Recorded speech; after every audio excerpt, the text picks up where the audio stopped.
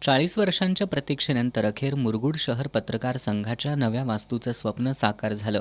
माजी खासदार संजय मंडलिक आणि शाहू उद्योग समूहाचे प्रमुख समरजितसिंह घाटगे यांच्या हस्ते कोनशिलेचं अनावरण करण्यात आलं.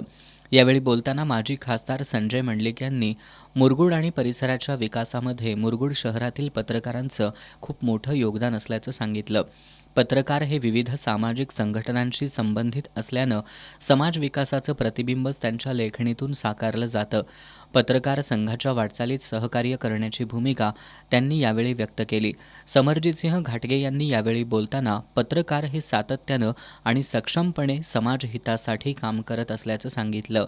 पत्रकारांच्या निर्भीड लेखणीमुळं समाजातील अनेक प्रश्नांची सोडवणूक होते.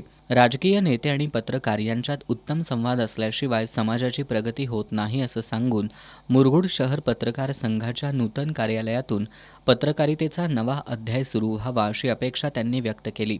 यावेळी भाजपचे जिल्हाध्यक्ष नाथाजी पाटील, ज्येष्ठ पत्रकार व्ही.आर. भोसले, दत्ता मंडलिक यांनीही मनोगतं व्यक्त केली.